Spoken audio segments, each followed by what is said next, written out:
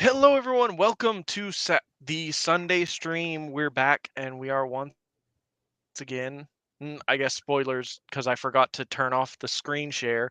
Um, we are once again reading some of Lilly Orchard's bad Star Wars fan fiction. At some point, we're probably gonna have to do My Immortal.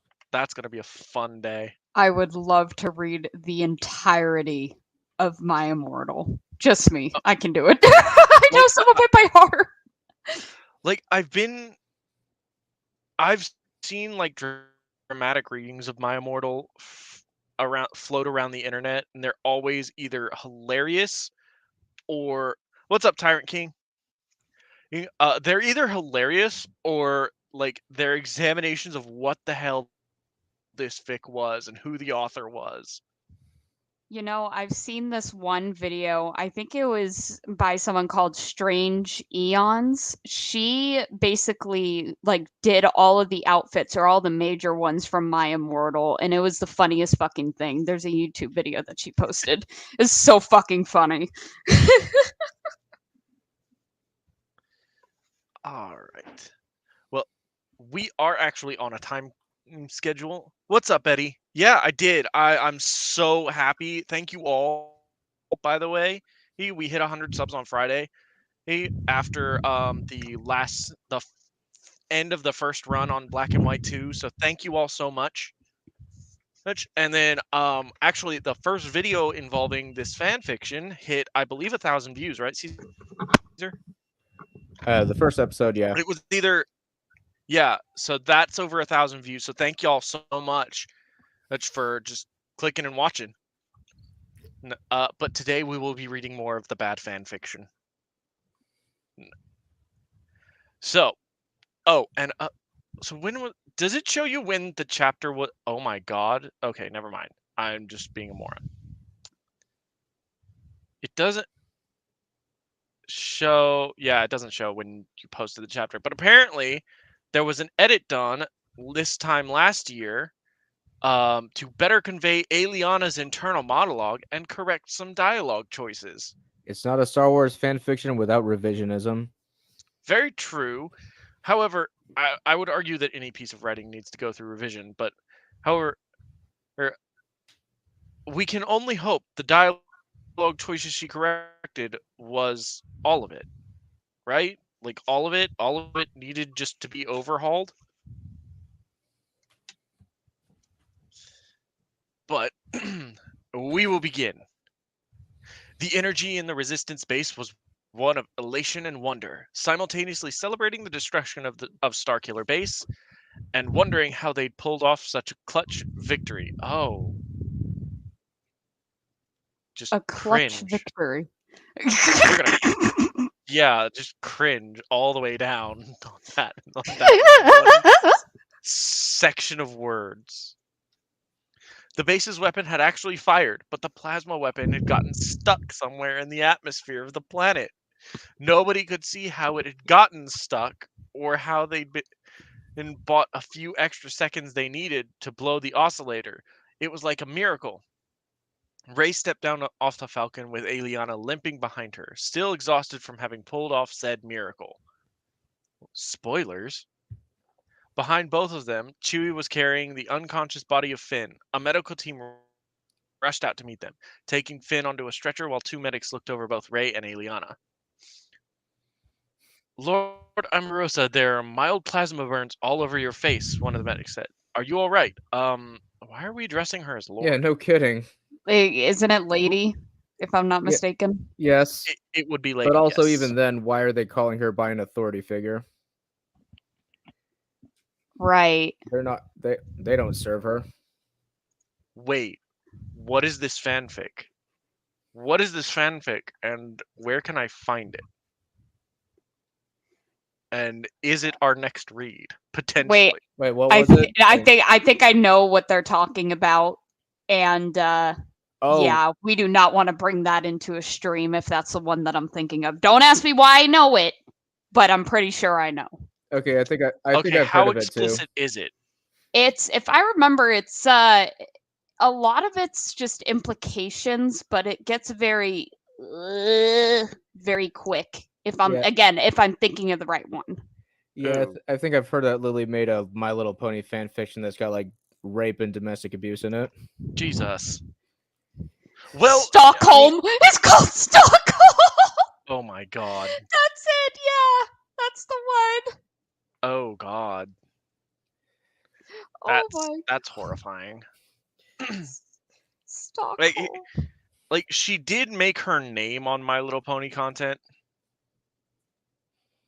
Like that was a thing.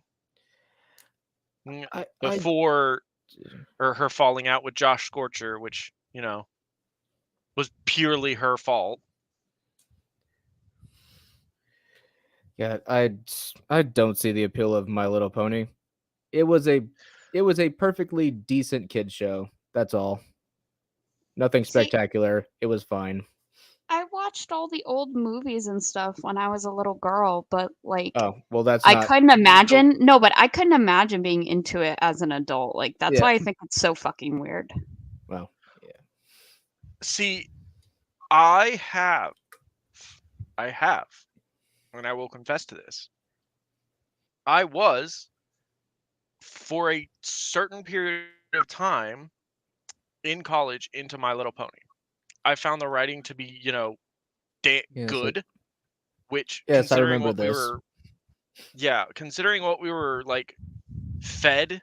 This is the time of The Last Jedi and all that. So the fact that there was still good writing somewhere was pleasing enough to me.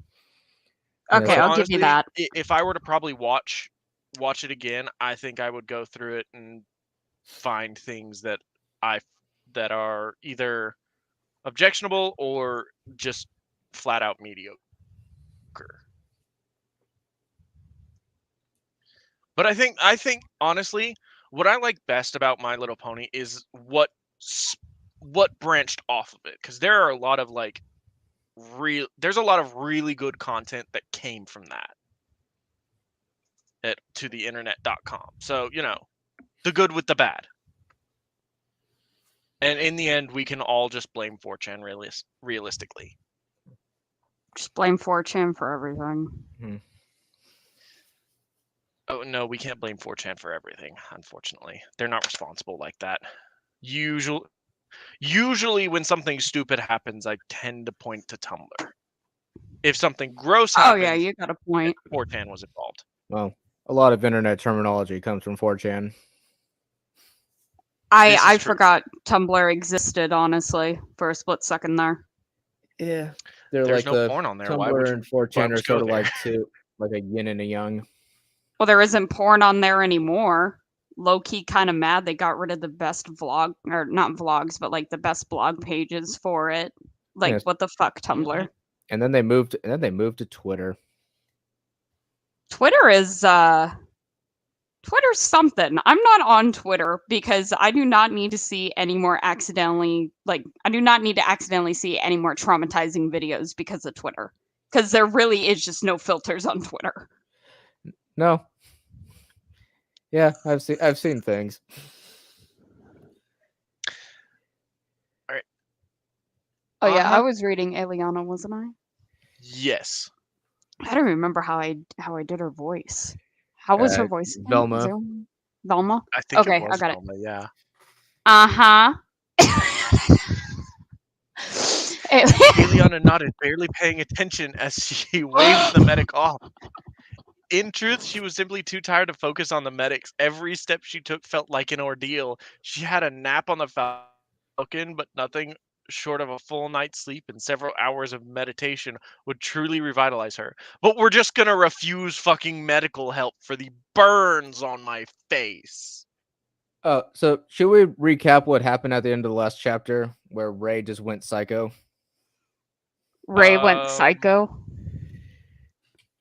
Okay, so Ray is angry that Eliana lied to her about being a Sith. So while they were escaping from Starkiller Base while it was being destroyed, Ray and Eliana got into a fight while in hyperspace, and so Ray decided to just pull everybody out of hyperspace while the First Order is still chasing them, so they can have their talk. Oh yeah, that's right.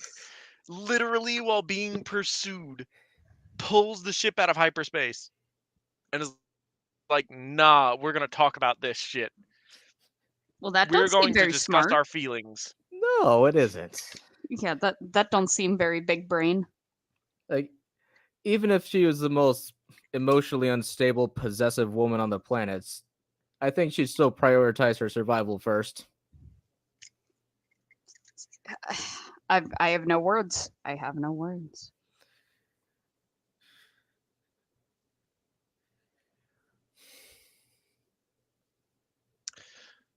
She glanced over at Ray, who, for the most part, kept her distance since their talk aboard the Falcon. Not surprising.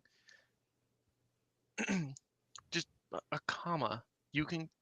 It's. I'm pretty sure there's a sentence fragment, right?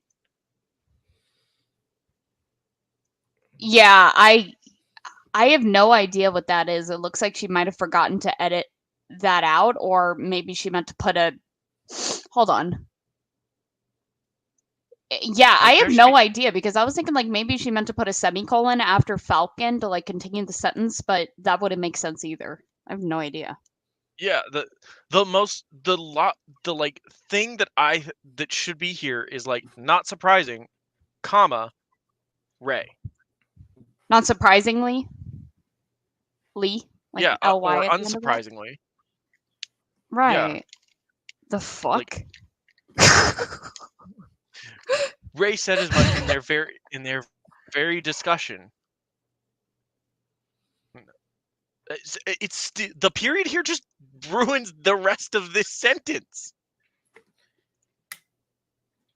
Okay, still, the reminder that she had broken Ray's trust only made Eliana the way she had only made Eliana feel worse. On top of her injuries and fatigue, there was an ever-present sinking feeling of guilt, something that would take the longest to heal. The reality that Ray had all but put a gun to her head to get her to confess her feelings wasn't lost on her. She nearly left them to the mercy of the enraged and vengeance-hungry First Order to win a battle of wills. She was shaken by that, especially. Whoa, sorry, didn't mean to highlight that. Especially with how helpless she had been in the Falcon. She didn't know ships. She didn't know machines and engines, and Ray knew that. Okay, but you fly around the galaxy. She's got to have weaknesses somewhere. Yeah, but the problem is she's been literally piloting her way around the galaxy, so she knows how to fly a ship. Not to mention, it's a ship that's thousands of years old that I doubt any modern mechanic would know how to fix. Yeah, there's that, but we've already pointed that out.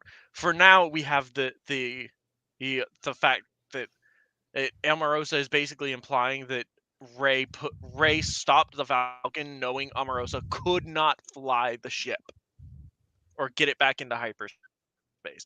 And I'm like, she's been flying around in her own ship. She should know how hyperdrive works. She couldn't help but wonder, especially as she touched the singed edges of her hair from the blaster bolt that missed her by centimeters. Would Ray have killed her? No. I think the First Order would have should have popped out of hyperspace and blasted your ship to smithereens.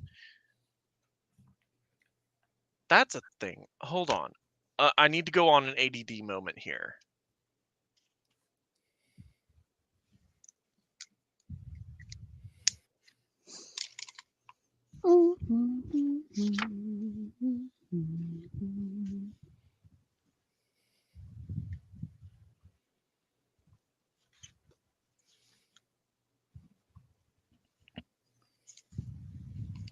Huh.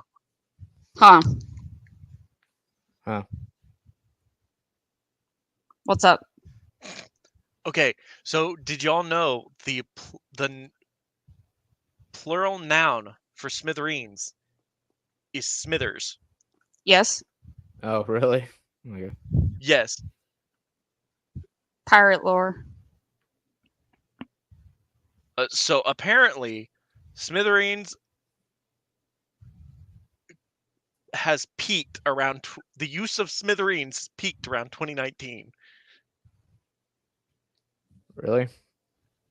Yeah. Huh. Okay. Yeah, sorry. I had to go on an ADD moment there. I've been hearing that word since I was a kid.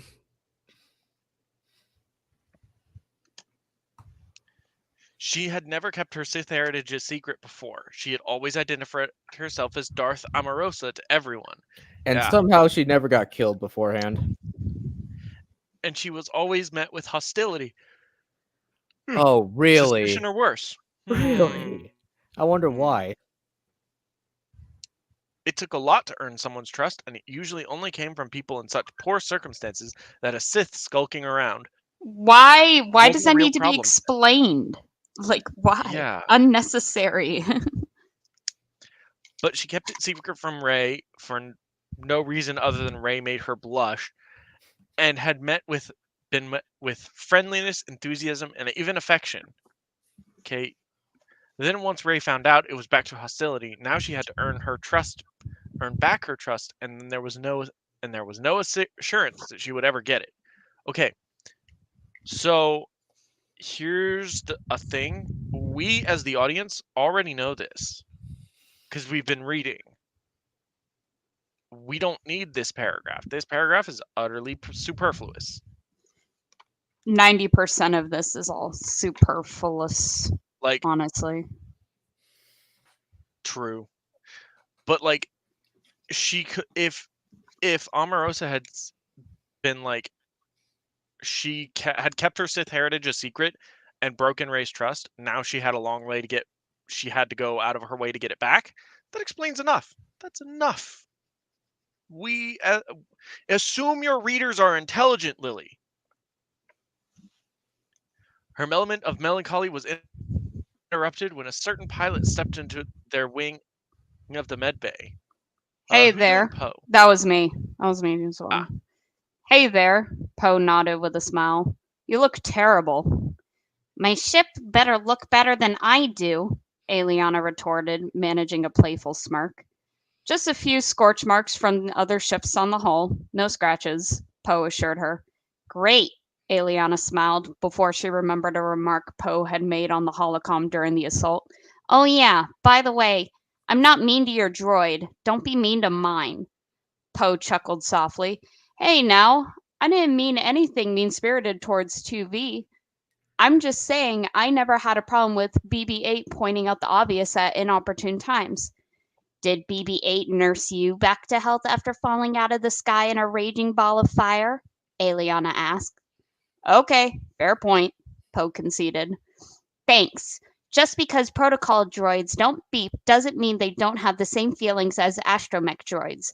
Eliana laid a hand on Poe's shoulder and then winced. Every muscle in her body was so unbearably sore that even moving felt like an ordeal. Ah! What happened to you down there? Poe asked, looking at her with concern. Overextended myself keeping that plasma weapon from leaving the atmosphere, Eliana hissed, rubbing her shoulder. That was you? How did you do that? Poe asked incredulously, so loud that it grabbed the attention of everyone in the room. Literally, no one here has seen anything like that. And then everybody clapped.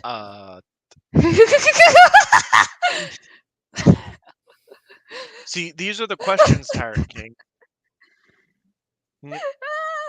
Well, the reason Omarosa didn't say anything before is because she liked Rey and didn't want her to turn evil, despite there being a canonical, despite the fic establishing that it's Rey didn't know what the Jedi and Sith were.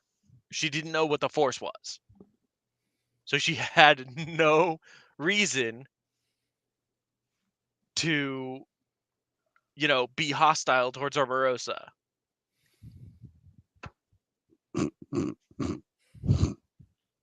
All right, where are we at? No, I like this one better. Okay. Eliana glanced at Rey, who had her back turned to her, and smiled. The dark side of the Force can do incredible things if you're not afraid of it. And if you're not afraid of yourself. Duly noted, Poe said, a grin plastered on his face. With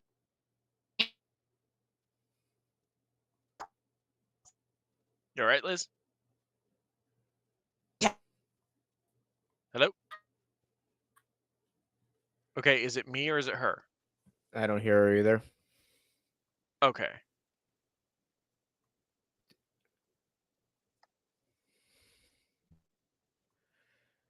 Yes.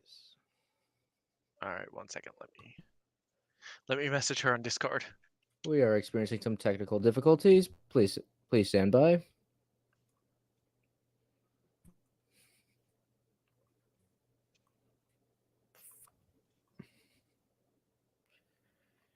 Oh.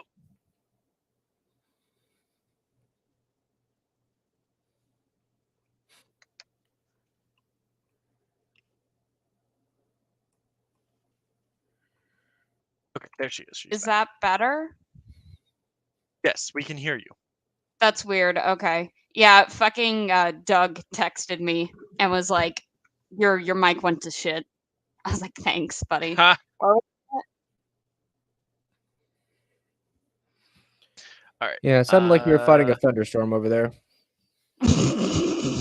Yeah, I don't know what's wrong with my Wi-Fi lately. I think the kids downstairs keep like banging the fucking walls and shit, and it's messing with everything in the walls. This place is old. Where are we at?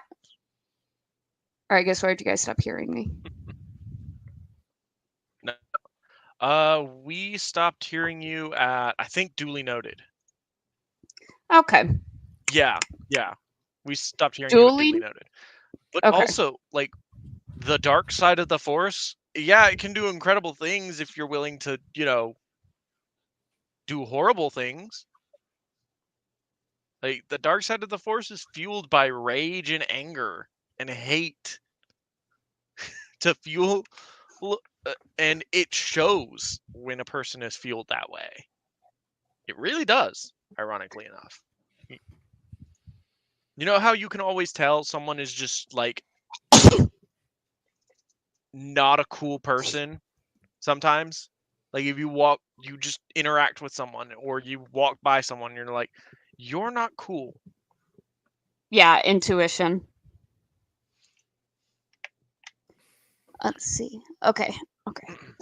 Right here. Duly noted, Poe said, a grin plastered on his face. With you on our side, maybe we won't need Skywalker after all. Let's not get carried away here, Eliana said, narrowing her eyes at Poe. I can't exactly do that on command, especially not if I'm going to be doing all the heavy lifting you're suggesting. I know. Just kidding, Poe assured her. I'm not gonna look a gift Sith in the mouth like that. Am I having a stroke? What does that say? No, it's just a weird sentence. I'm not gonna look a gift Sith in the mouth like that. What? It's a pun. What? Why? But it's so badly written. Is there something I'm missing because I feel like I'm stroking? You know the phrase "Don't look a gift horse in the mouth." No. Oh, yeah. So there's a phrase that's basically like, "Don't look a gift horse in the mouth." It means if good things happen, don't question it. Just accept it and move on. Good advice. Because usually what they would find is that if you look hard enough, you're going to find something wrong, basically. So basically, this is the dumbest fucking pun that anyone could have ever put in any kind of fan fiction ever, Yes. because that's what it reads like. Yes. Oh, nice. It reads like she was trying too hard to be funny. That just confused me more than anything. Good lord. Eliana smiled. Poe's respect, admiration, and friendliness cut through her fear and doubt like a knife. Poe knew she was Sith from the word go. You mean get go? The fuck is word go? You don't know what from the word go From the means? word go. No. From the word go is another turn of phrase. Okay, look, I am genuinely autistic, Of course I wouldn't know that. And had welcomed her into the resistance with open arms, had made a case for her aid, and never once doubted that she was genuine. That's also a broken up sentence. She was a lightsaber on their side, and he appreciated that. She squeezed his shoulder and smiled. Look after Finn, would you? He took a lightsaber to the back. He's stable, but I'd feel better if someone kept an eye on him. Poe nodded. Don't worry, he's in good hands. I'll make sure he's all right, he said before glancing down at the spherical droid rolling over to his feet. That goes double for you, right, buddy? BB-8 beeped enthusiastically. Aliana smiled at both of them and nodded in gratitude. I meant to ask, how's everyone working out with the map? Well, we still haven't found where the other piece goes, but we're working on that, Poe stated. Even after the success of our attack, it seems that Leia is more dead set on finding Skywalker than ever. More dead set? Okay. Eliana winced as she glanced back towards the base's main control room. She was going to have to tell Leia about what happened to... What? I was going to say I can take over if you're getting tired, Liz. Yeah, go ahead. I'm getting only a little bit tired, but mostly just confused. Like I'm wincing at, or not wincing, like squinting at my screen. Like, what the fuck is going on here? Go ahead. Very true. That would be an improvement. The problem is, Tyrant King, is we have two Mary Sues, so the Death Troopers wouldn't do anything. They just both find out they're immune. And not the Dead Island kind of immune, where it's just sort of a quirk. You don't know until you actually get fucking bitten. No, but in this instance, we all know. We all know they would be immune. For whatever reason, their force shields would be strong enough to resist, to push, to filter out the deadly virus. Aliana winced as she glanced back towards the base's main control room. She was going to have to tell Leia about what happened to Han, assuming Rey or Chewie hadn't already done it. She felt a twinge of guilt in her chest at how she'd failed to intervene in time. She'd actually started to like Han, especially after he'd reassured her about both Rey and her mother. The thought of having to talk to the general who she already figured didn't trust her as is and tell her she'd failed to keep everyone safe was a daunting prospect. Poe looked at Aliana, noticing the rather grim expression she was wearing all of a sudden, and placed a hand on her shoulder. Hey, you all right? Aliana snapped back to attention. Go. Snapped back to attention and nodded. Oh yeah, I'm fine. Just really tired. I believe that. You better get some rest. Don't worry, we can be without our dark savior for a few hours. Poe, stop doing that, please. Don't call me a savior. I have enough pressure on me as it is. Don't deify, it's deify, right? Deify the Force or the people who use it. It never ends well. Okay. But here's the thing. Both Sith and Jedi lore, and Disney actually literally hasn't fucked with this, states that the Force is in everything and is effective and is guiding everyone down their set path. The Force is effectively a god. Like, so deifying it and thus the people that use it would be logical. Like, the Sith Lords used to be kings and like rulers of planets. They would have entire planets under their sway. That's how powerful the Force can make you. You are effectively a god amongst mortals. And not because you wield a lightsaber, but because you can literally kill 1,000 people if you're powerful enough with a single swipe of your hand.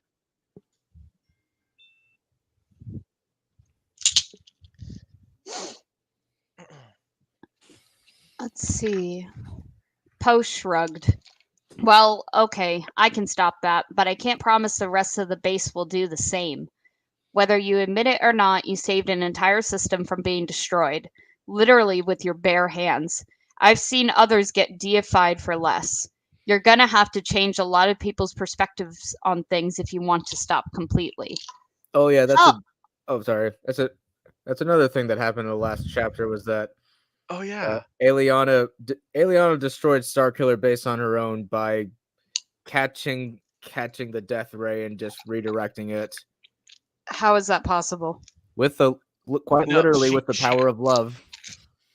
Oh my god. She caught the death ray and held it in place for like 5 seconds. Yeah, no. No. Yeah, that's what I said. But No. I think I called that. Yeah. Jeez. I'm pretty sure I called that a Yeah, we few videos yeah, we ago. called it a few chapters ago. But like again, we're not to deify her, but she does things that you know would require godlike strength to do, even with the force or magic or whatever you want to call it. You are stopping a beam, a laser, what is a visible beam of light. And this one was like condensed plasma, right? Or something Yeah, like that. drawn from a Like sun. it came off a sun. So it's like, oh wait, I'm literally destroying something that moves at the speed of light. I'm literally holding back a fundamental force of the universe. I will say, I think this little whole dialogue tidbit here is Lily's way to try to make Aliana seem like she's not a Mary Sue, like she's tearing herself down in the process of re-explaining what happened. So I think that's kind of, I honestly think it's Lily's way to try to make it seem like this isn't a Mary Sue.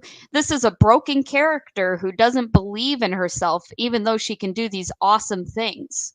I think that's her trying to put more depth in Aliana, but it's so blatantly obvious that that's what she's doing that it's not working whatsoever. It just makes everything more contrived and awkward. Mhm. Let's see. Where are we at? Is it Poe? Here. Okay. Yeah. She let go of him. Well, actually, you can do it. I'll go back to the dialogue. She let go of him and turned away. She liked Poe, but the idea that the resistance would see her as some kind of savior didn't sit well with her, and Poe certainly wasn't helping matters. She headed into the base after Rey, where Leia was standing at the sole recovered piece of the map from BB-8. As she glanced up at the map, she cocked an eyebrow at some of the stars looked vaguely familiar. How's the hunt going? She asked, looking up at Rey as she approached the hollow terminal. Neither woman seemed very keen on responding to Aliana right away. We're 40-year-old still trying to piece together which system this map falls under. We don't have a galaxy-wide map to compare it to. Considering it's likely somewhere in the outer rim, it thankfully only gives us a couple thousand to choose from. Don't you have an astrogation chart to complete the composition of the stars with?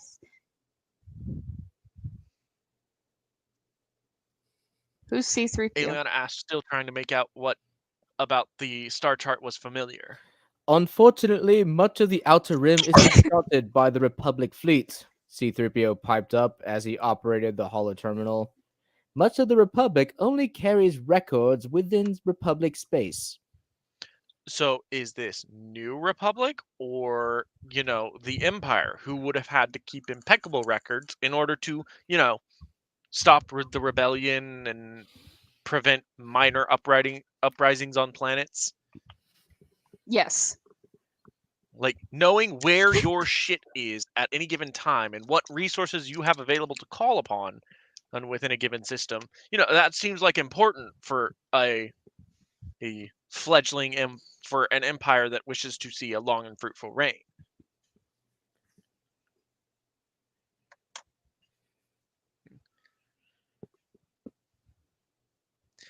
The Outer Rim is probably the best place in the galaxy to hide because the Republic doesn't keep records of that area of space.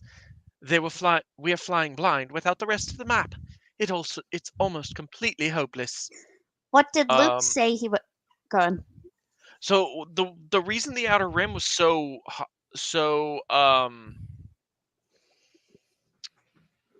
detached from the Republic was because of its distance. They call it the Outer Rim because there's only a few hyperspace lanes that actually get there. So they're very isolated, and they're also ruled by crime gangs who basically repel the Republic. It's not that they're unmapped or uncharted areas. They are planets that have few ways to get to them and are often controlled by less than savory forces. What did Luke say he was looking for?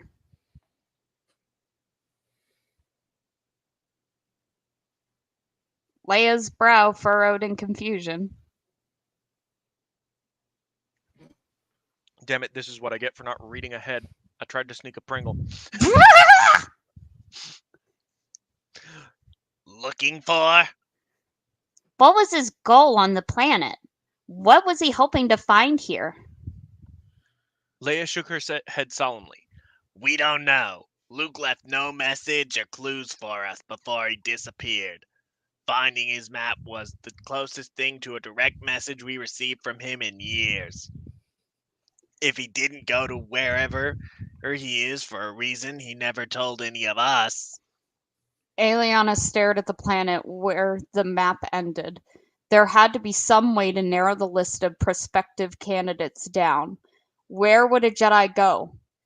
Go to something hitter.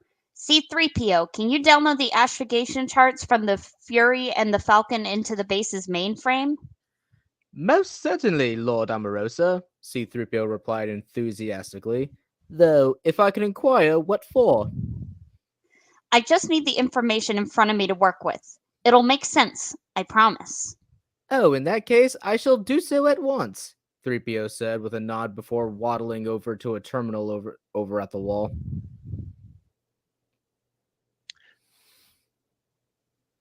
Fucking god tier Dark Sith is going to be able to figure out where Luke is by looking at the position of the moon and the stars. But we can't deify her, guys. We can't deify her. We can't do that. That's not right.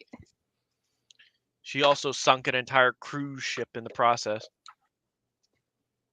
and killed the lovely elderly couple from 2B. I shouldn't be laughing at that, but I am. Them motherfuckers took all the crescent rolls. I'd kill for that.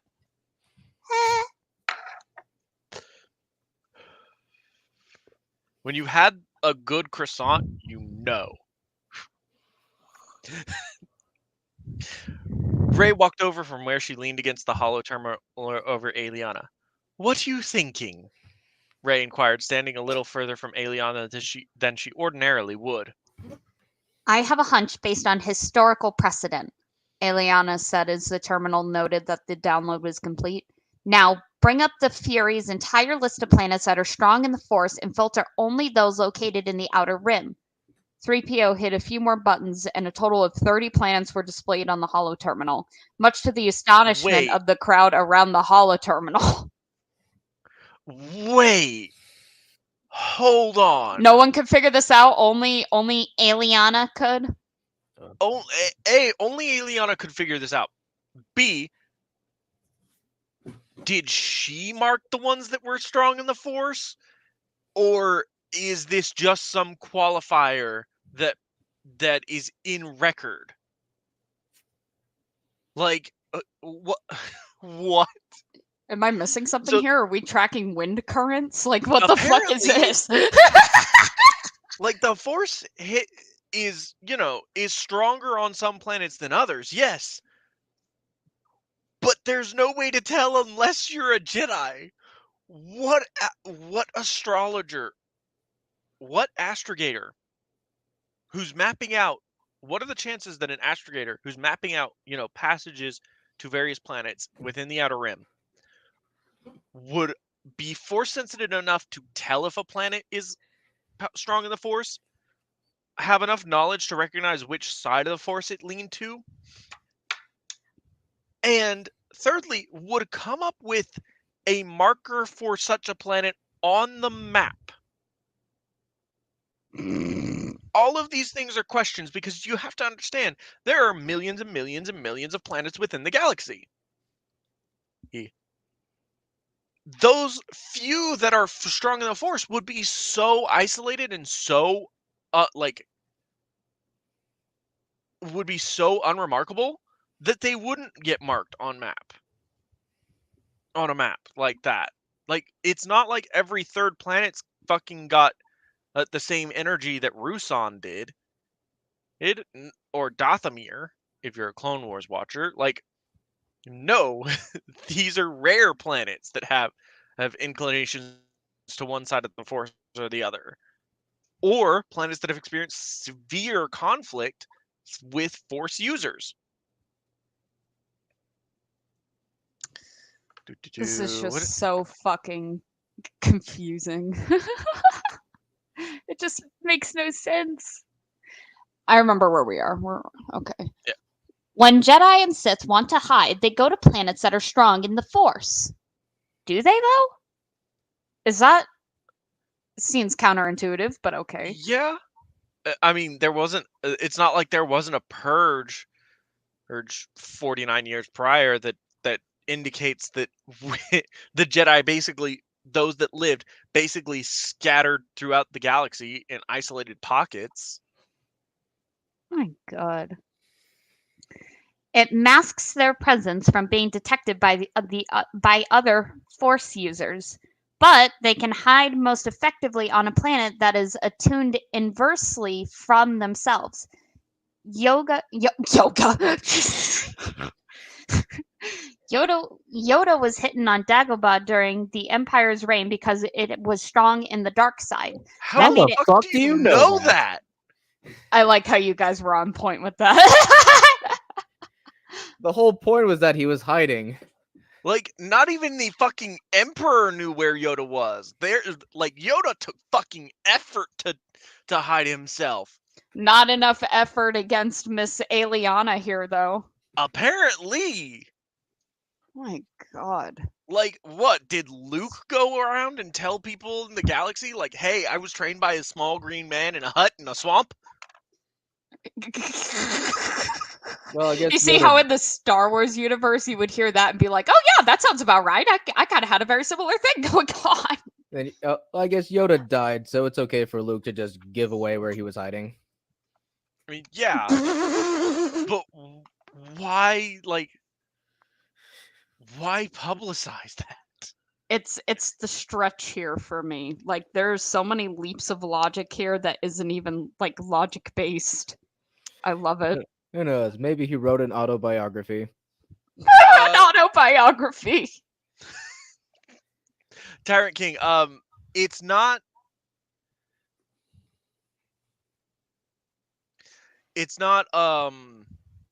Aliana watched the fucking Star Wars series, Tyrant. That's how. probably, yeah, but the Dagobah was strong with the Force because of how much life was on there. Like, planets like Kashyyyk and Felucia and Dagobah are very strongly attuned to the Force because there's so much life there. Like, these are planets basically covered in massive forests and swamps and bogs and shit. Like, there is life everywhere down to the smallest microbes. Meanwhile, you have a planet like Mustafar, where it's not very attuned to the Force because no one lives there. It's a magma planet.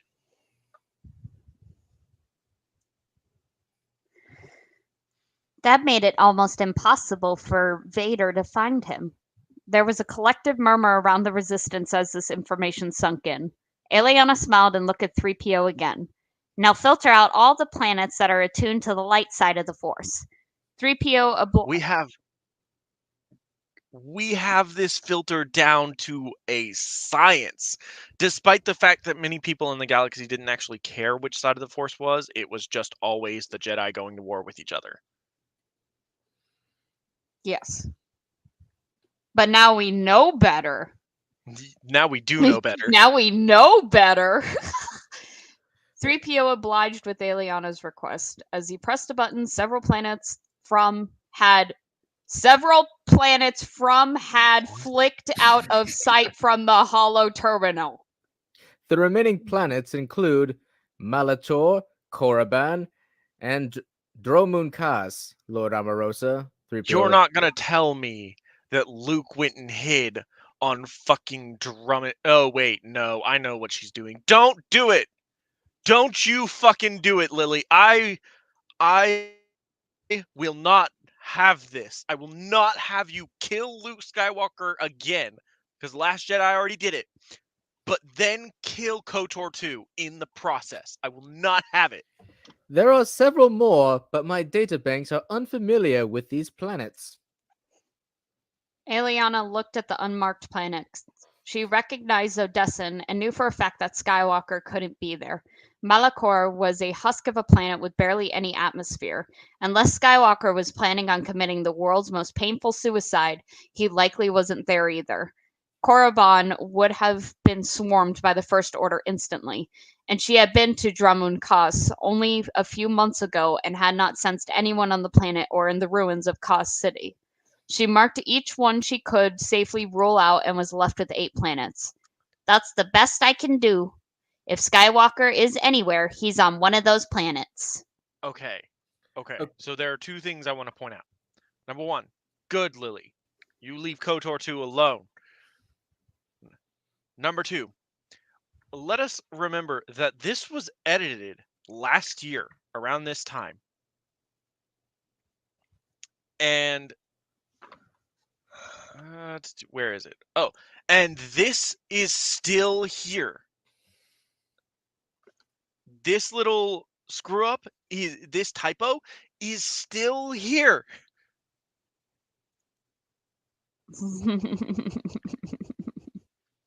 You know,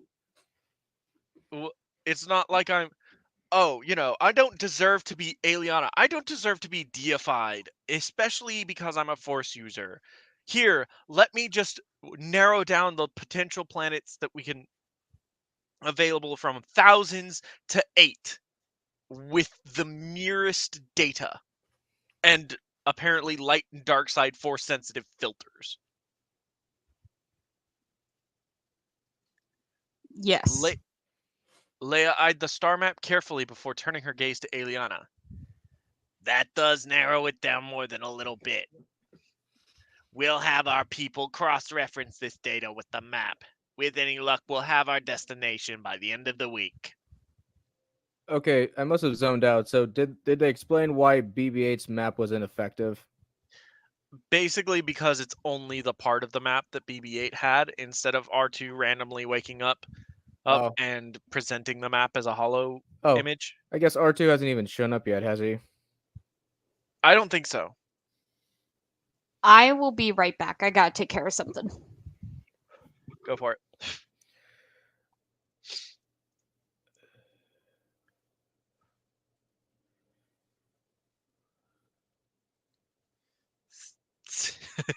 There was also Earth, but there was a huge note saying fucking dumbass magic swords. I couldn't even get them because the primitive people, you're fucking stupid. That's good. Nice. The crowd around the holo terminal erupted in merry cheers. Eliana received several hurrahs, and a few pats on the back from the especially bold. A wave of Leia's hands brought the cheering down to a reasonable level. In the meantime, we can't afford to get lazy. The First Order just made an attempt to destroy the Republic. We can only assume their response to our counterstrike would be just as ruthless. I want recon teams scouting First Order space and report any activity they see. 3PO, reach out to our contacts on Coruscant. See if recent events have given us any support. Everyone else to your posts. May the Force be with you. Ray turned away from the hollow terminal and out of the base. Okay, I guess the main command of this base is just right next to the entrance. That's not, a security risk or anything. Eliana followed her, not really knowing what else to do, as Leia hadn't actually given either of them post. She followed Ray out to into the fighter bay, and watched as she stood staring at the Falcon. She'd been at distant since. Oh, Jesus! All right, she'd been distant since they landed, and not just in the way she'd been after reuniting either. Everything on Starkiller Base was still eating up at her. She could feel it. With a rinse. Damn, child. With a wince and a reminder of just how sore and tired she was, Eliana cleared her throat to alert Ray to her presence as she approached. You all right? She asked quietly, standing several feet away from her. I'm fine, Ray said plainly, not turning to look at Eliana, and instead keeping her gaze on the Falcon. Eliana's eyes alternated between the two, before sighing heavily. I'm gonna miss that old pirate. You could have saved him. Ray, I tried to, Eliana replied, not sure where the other woman was going with this. You could stop a hyper light speed planet killing superweapon, but with your bare hands, but you can't save one man. I'm not a god, Ray. Eliana snapped. But you are though? Like, to the point where it's pretty obvious you're just trying to downplay this. You chose not to save Han because I don't know why.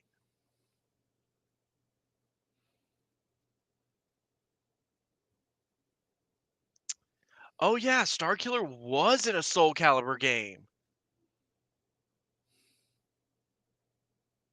Fucking awesome. Forgot about that.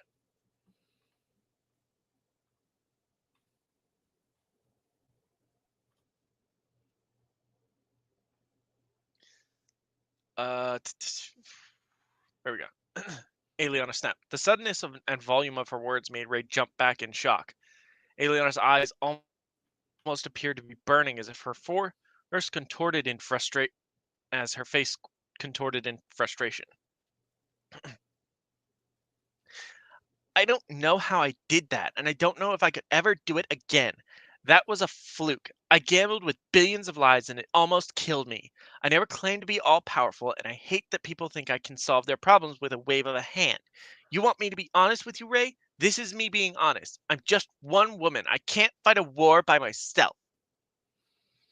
But you can stop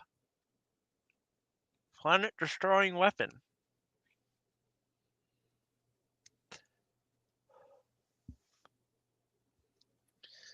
Not even Obi-Wan could do that. And he was on there. Ray was at a loss for words, unsure of what to say as Eliana continued to glare at her, breathing heavy from just how forceful she was shouting. The Sith rubbed her eyes with her forefinger and thumb before letting out an exasperated sigh. I'm sorry, I shouldn't have yelled. It's not you I'm mad at, it's the situation. Ray quietly watched her as she seemed to come down from her explosive outburst. Eliana's eyes were bloodshot, and even in her anger, they seemed to have this almost glazed look over to them. Just how exhausted was she? Ray suddenly felt guilty for trying to place the blame on her for Han's death, especially after she'd run herself ragged getting everyone in and out of the super weapon in the first place. As much as she was still angry, she had to remember just how much she and the others put themselves through, and Eliana was the only one still walking around to feel the effects.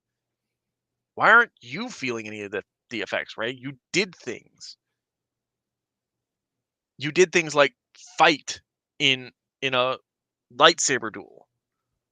Like anyone who's been in even like mild old combat knows. Like even if it's just like for like sparring for a taekwondo class or or uh keto or wrestling, like anyone who's engaged in that sort of strenuous physical activity knows it is exhausting afterwards. Like you are tired because you have to put everything into it.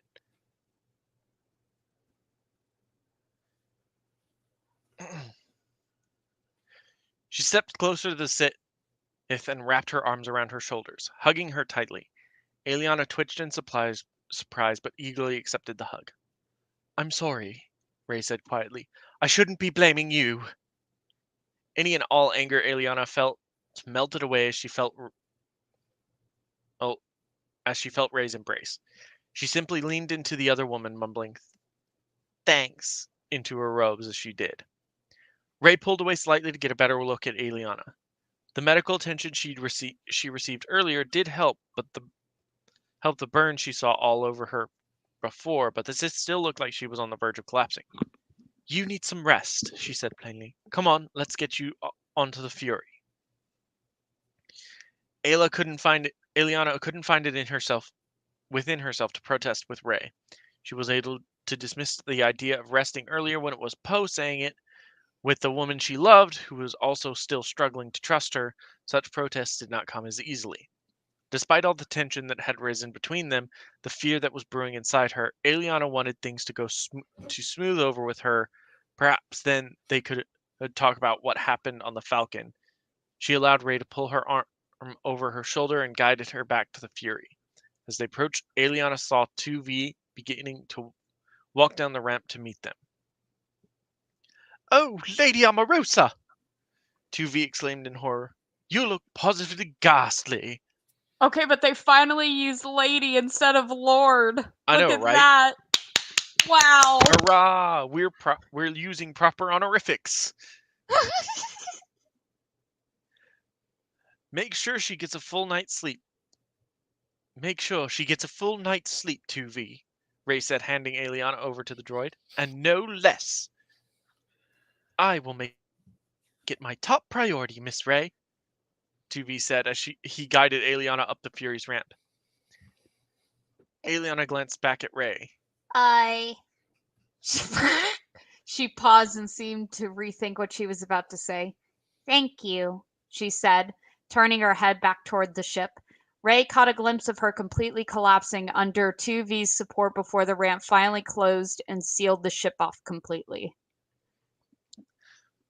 Ray stood there outside the Fury, staring at where Eliana had disappeared. She barely heard the whirring of BB-8 as he rolled up beside her and looked up at her, beeping at her questioningly. She took her gaze and thoughts away from the Fury for a moment to look at BB-8. Oh, I'm all right, BB-8. BB, I just have a lot to think about. Okay, BB-8, you're Poe's droid. I know the series sort of fucked that up, but you are Poe's droid. Go be with Poe. Don't hang around the Mary Sue. She's bad for you. BB-8 tilted his head slightly, a series of synthetic sounds asking her if he could help. Oh, it's all right, thanks. It's something I'll have to figure out on my own. BB chirped and whined, wiggling back and forth on his ball. Yes, she told me. Oh my gosh. Okay. Beep, beep, beep, beep, beep. Yeah, she told me that too. Wee! I don't have to be able to trust her again before I even consider that. But it's nice to know, honestly. Beep. Ray felt a smile creep at the corner of her lips. Yes, you can still like her. You're not the one she lied to. Whoa! Kill This me. fucking conversation. Why? Why is this a conversation? Why? To sound mysterious, because we can't understand the droid. Yeah, like, it works in television shows because usually, if this is the joke, we have subtitles showing that, what the person is saying isn't at all what coordinates to the response. Like, BBH Chirp and Wine would have been like, I'm hungry or something. I could go for some blackjack and hookers kind of thing. And then the yes she told me is the funny joke. Sort of like Koji from American Dad. I don't think it's Koji. It might be Koji. Steve's Asian friend who Toji. only speaks Or Japanese. no, Toshi. Toshi. That's what it is. I will say this would still work better in in a live action setting as opposed to, just reading it, even if there's no subtitles. Because it's supposed to be like, I don't know, like a cute scene, I guess, with BB-8, but it doesn't really work in writing. It just seems awkward. Like, Yeah, if you're seeing what's going on and having the actual noises, then it makes sense, but not here. Mm-hmm. Right, Chewbacca never gets subtitles, but the way the characters interact with him is the same. But it works better because we can just intuit what is being said, and we could do that here, but it just is such a weird thing to read all this onomatopoeia and have it just be a sequenced event instead of like I don't know. How would you fix this scene? I would change the just reiteration of BB-8 to something as simple as the droid to at least break up the roboticness of it. Mm-hmm. I would also add some more, I guess, action to Rey here. So, yes, she told me Rey crossed her arms. Some shit like that to at least Yeah. give some more depth into what's happening. But all we have is the droid moving and Rey just standing there. Like, there's no depth. So it just comes off as very awkward and forced. Tyrant King, I can forgive it at this point because they've been through quite the scenario together. They shouldn't care this deeply about each other, but they should care, considering, that they were in a life or death situation. But like the lovey-dovey bullshit, I is stupid. They shouldn't feel that deeply about each other just yet. As someone who's coming into the middle of this, when you're reading, I guess, like any kind of piece of writing where there's supposed to be romantic tension between the two characters, if you flip to any point in that book and you're able to read at least a chapter, you should be able to pick up on that and understand. Me coming back to this weeks later, knowing that there's supposed to be a connection between Rey and Aliana, I don't see it. I just don't see it. Like, it just looks awkward. Like, these are just awkward friends, not really, lovers, or even that there is romantic interest between them. It's very awkward. It's very, very awkward. There's no chemistry. No, there isn't. It's not like it's not like the ship, like it's not like the ship Tony Stark and Steve Rogers. Like, you have the like, whereas you can see where that idea comes from, Right. because they're two very, very unique individuals, whereas Tony Stark is basically the pinnacle of modernity. He's a billionaire, he's a playboy, he's a philanthropist. Like, he doesn't hold the same values and aspirations that Steve does. So when they inevitably meet, there is conflict, there is tension. But you can immediately see that after the helicarrier comes down, both of them sort of get each other. Like, and that's why Stark is so fine with giving Cap the lead most of the time. But he's not also afraid. He's also not fucking afraid to go after Rogers if he thinks he's wrong, or make his own damn decisions. Where there's chemistry in that sort of relationship, even if it never escalates to the romantic level, there's already chemistry there. But here it is a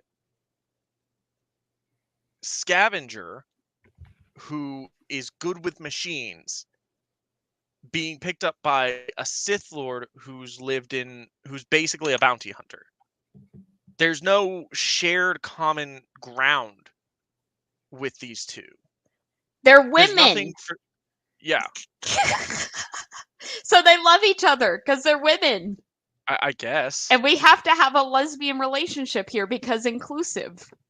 You're totally not getting the point there. That's the logic. That's the logic of the Cleopatra director.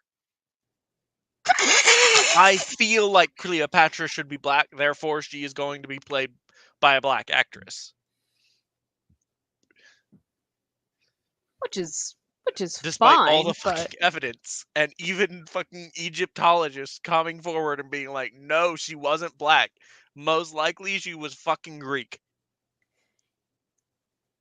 Yeah, I can see why that's a dumb decision. I forgot my history for a second. She was definitely Greek. If you look at her family tree, it's all Greek. It's all Greek. So yeah, she wasn't darker skinned.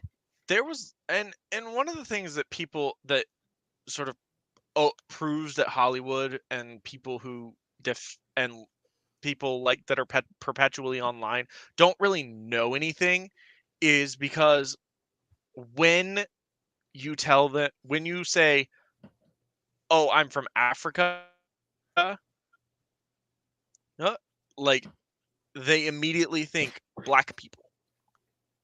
And then Everyone there's in South Africa is Africa. black. Yeah. And then there's South Africa, which is like white. Kind of like Mexico City too.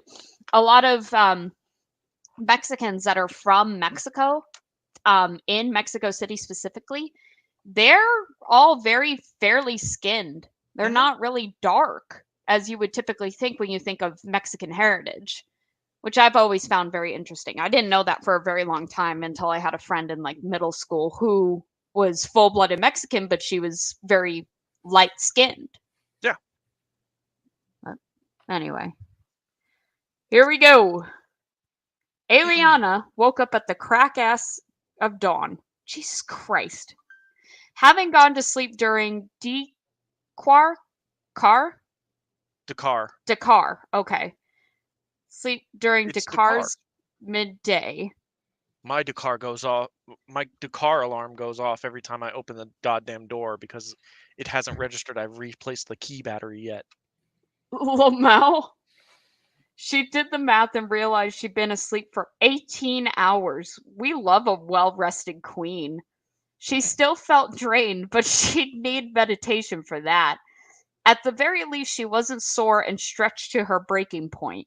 She pulled herself out of her bed and pulled a robe around her body as she shuffled out into the Fury's main living space. Tuvi, she mumbled. Could you set up a ration pack, please? At once, my lady, he said with his usual chipper tone before making his way to the kitchen. And if I might say, it's wonderful to see you feeling better. Aliana nodded. Aliana, You go ahead, Clayton. all right. Aliana nodded and made her way to the dining table. As she took her seat, her mind drifted back to the first meal she and Ray shared together at this spot. She felt a smile grow on her lips at how pleasant the memory was. If she could ever get to that point with Ray again, she was fairly certain she would die happy at that point, even if nothing more ever came from their relationship together. Oh yeah, Eliana made her a home-cooked meal. She's also like a really good chef. Great. How empowering. 2V returned with a tray of polystarch and veg meat. Ew. Simple, but Eliana wasn't in the mood for either cook or tech to either cook or teach. I could not read that. 2V how to cook. Thanks, she said, motioning for 2V to sit down as she took the tray. Can I make a change to your programming? 2V turned to look at Eliana. You are well within your liberties to do so, my lady. Although might I ask, what change do you intend to make? First, any classified information in your databanks is to be given to Ray whenever she asks for it. All misdirections and cover stories are to be erased. If she asks you a question, you give an honest answer even if it would contradict me. 2V tilted his head slightly. My program as it currently stands dictates to ask that you are absolutely certain you wish to make this change, my lady. In my centuries of serving your family, I've come to understand the Sith's need for a certain degree of discretion. Oh, I'm absolutely certain. Ray is to have full access to your entire repository of information, and that includes how to open the crystal containers and the holocron cabinet. Okay. Did 2V just fucking Windows pop up and say, "Are you sure?" Like, did are his you ass sure just about that? Flippy her? Like, I want to make this change. Are you sure? Are you sure about that? Are you sure about that? Like, Are you 2V sure just about shows that? up like fucking Clippy's like, "Hey, you seem to be you seem to be wanting to change this droid's program. Is there anything I can help you with?" Oh, the fact that Clippy went away from Microsoft is a thing that brings me joy.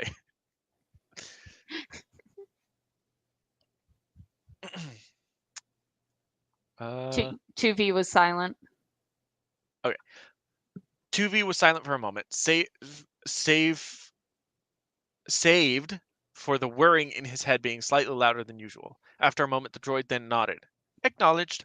My programming has been updated, my lady. Miss Ray shall have access to all the information at my disposal. Thank you. The second change I want to make is that I don't want you to call me my lady or Lady Amorosa anymore. I'd rather you call me Ailey. 2V was silent once again. His processing core made the update. Why? Acknowledge. The update has been made, Miss Allie. Thank you, Eliana smiled, finally taking a bite of her breakfast. It was stale, as ration packs typically were, but it would do. Why Okay, would she want him to call her by a pet name? good question. Like, no, I'm a Sith and you're my servant. But also, gross. Just- Veg meat. Gross. Apparently, it's supposed to be really, really bad for you, too. Really? Yeah, I didn't know like there are that. people that there are like vegans and vegetarians that eat it exclusively, and they get like blockages in their gut Wow. because your body Okay. can't process it. Huh. I think it's specifically with the brand like the Impossible brand, but I'm not for certain on that one. Granted, this is also information that that comes from internet.com. So, take it with a grain of salt.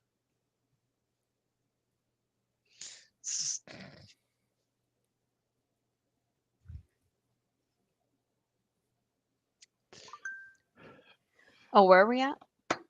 Oh, Right it's here. not me. Okay, never Yep. mind. It's 3PO. No. Shit, hold on. Man said, "Oh, Uh, shit. Here we go again." I've got it highlighted on screen, Caesar. What you're looking for? General, Miss Ray, the cross-referencing is complete. 3PO said with a delighted air in his voice. Based on comparisons to the fragment of the map to the Fury's astrogation charts, Master Luke is most likely on the planet at the very edge of the outer rim.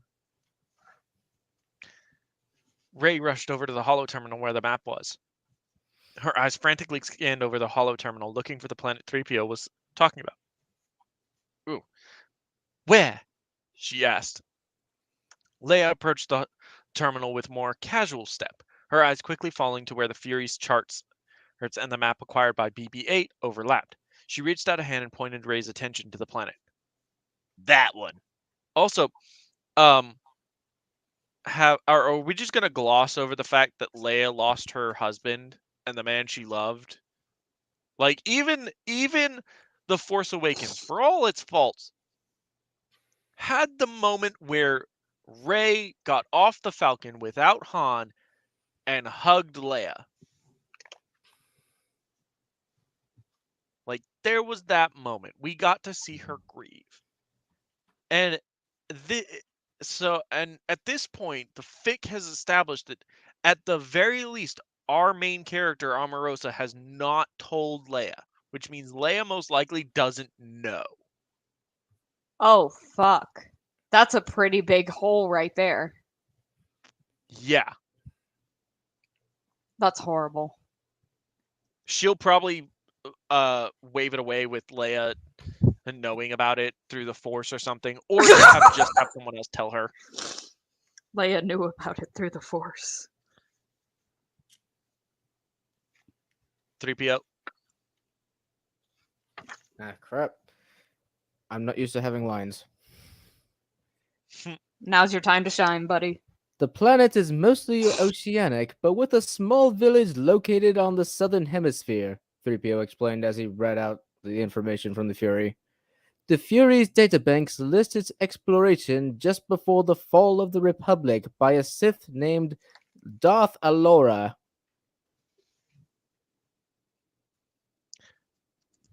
A planet strong with the dark side, then.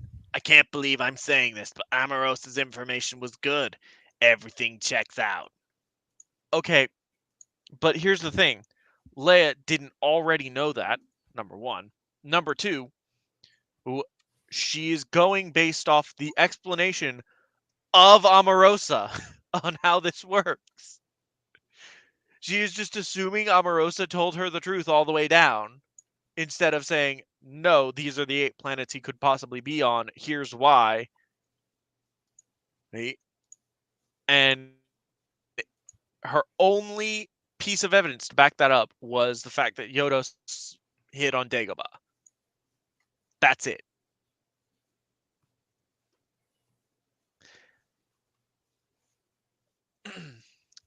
So we go find him now, right? Rey turned to Leia. We find Master Skywalker, we bring him back, and we'll be okay. And we'll be okay to go. If he wants to come back. He's been gone a lot this long and tried this hard to remain hidden. There's no telling if he'll ever even want to return. I cannot wait. I cannot wait for the explanation of why Luke is in hiding. Because The Last Jedi explained it as I was a failure and couldn't take my own failure, and so I left. Because I'm a coward. So I wonder if Lily will be even slightly more merciful to Luke and give him, something to do. Or, redeem him in some way. The flourish of hope Rafe began to feel started to wilt just as quickly. So, what do we do? Leia's somber frown turned into a soft smile as she looked at Rey. Perhaps Luke will be what we needed him to be, she said, placing a hand on Rey's shoulder. And what you need, my dear, is a teacher. Rey's eyes widened at the prospect. You mean? Go find Luke. Convince him to teach you the ways of the Force. Leia smiled. Learn from him and become a Jedi. Rey looked from Leia to the holo terminal, unsure of what to say. It was clear she could use the Force, but the idea of learning to be a Jedi, she actually hadn't given it that much thought. She'd assumed that Luke would become like Aliana, a powerful weapon to use against the First Order. Becoming that kind of power herself. Do you think I'm ready for something like that? She asked softly. I know you are, Rey, Leia said enthusiastically. You have power, you have potential, but most importantly, you have a good heart. The Force brought you here to us with this power for a reason. Let the Force guide you to your destiny. But she winced as she remembered what she'd done on Starkiller Base. She didn't know a lot about the Force, but she knew strangling someone and letting her anger out like she had during the duel screamed dark side. That's right. She literally, instead of mind tricking, she literally just strangled a trooper to escape. Hi, Bobs. Leia, there's something I have to tell you. On Starkiller Base, I used the dark side to get out of captivity, and in the fight against Kylo Ren. A flicker of disappointment crossed Leia's expression before she replaced it with her soft maternal smile. You spent a great deal of your time with a Sith Lord. It makes sense that her influence had an effect on you. All the more reason for you to be the one to find Luke, so you can learn how to use the Force like a Jedi. He will set you on the right path. Something about what Leia said rubbed Rey the wrong way. Aliana had been careful not to use the Force around her before Starkiller, her base, and had even used her hands to strangle Kylo Ren when he boarded the Fury. The most she taught her was how to wield a sword, and by extension a lightsaber. Regardless, she let it slide for now. What are you going to have Aliana do? Rey asked, concerned about how the Sith was recovering.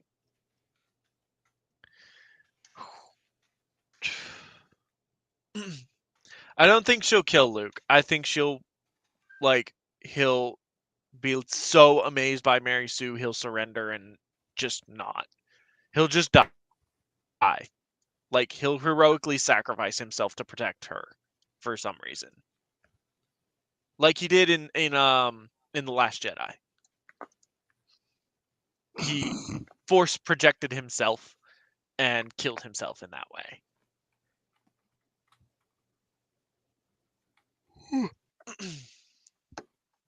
Leia couldn't help but allow a look of exasperation to grow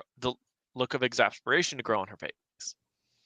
If I could help it, I would simply send Aliana on her way at this point, she said plainly. Her assistance has been helpful, but it's far too dangerous for us to be relying on a Sith at this stage of our operations. She certainly wouldn't win us any Republic support if they found out. How does the Republic know?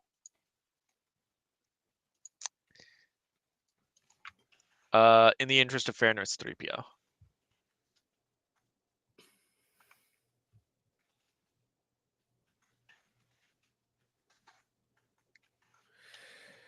Oh, Christ. I'm sorry. You're good. Busy doing other things at the same time.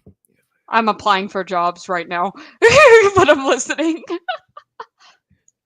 In the interest of fairness, Princess, 3PO interjected, the Hosnian system, as we know it, would have been completely destroyed if it were not for Lord Amarosa's intervention.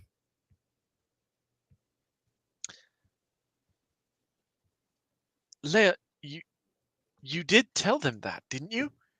She was deeply concerned about the implications that Leia might have left Aliana's halting of a plasma beam out of her report to the Republic. She saved billions of people who brought the resistance and bought the resistance enough time to blow up the base. That shouldn't be left out.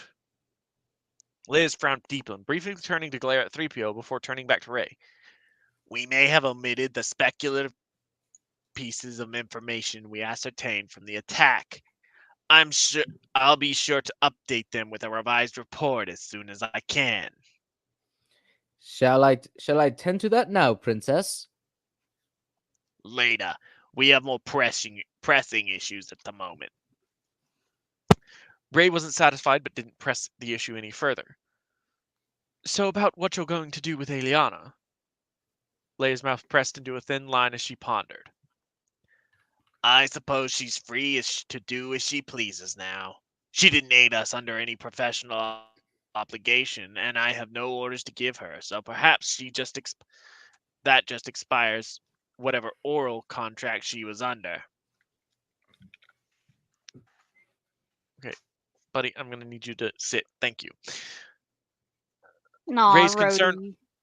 and only magnified as much as there was still left to repair between them. She didn't like the idea of just cutting Eliana loose to go back to drifting, especially when they had no idea what kind of help she would. Sorry, yawn. She would be in the future. Just sending her on her way felt heartless. She didn't have much time to think about it, as the Sith herself walked into the control room looking a lot more refreshed and less like she had just been run over by the Falcon. You slept for a while, Ray smiled.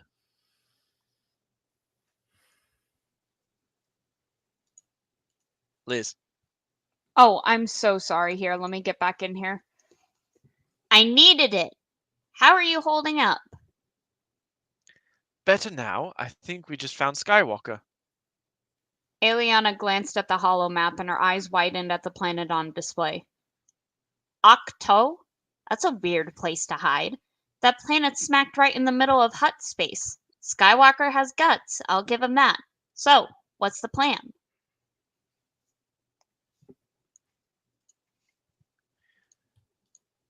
Oh. Ray will take the Falcon to Octu.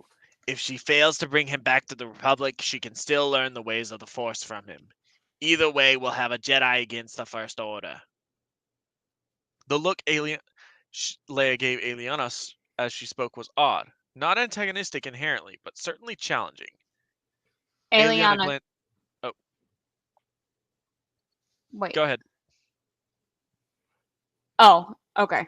Eliana right glanced at Ray. You're going to become a Jedi? She asked, raising an eyebrow. Not in a confused way, Ray realized, in an inquisitive way.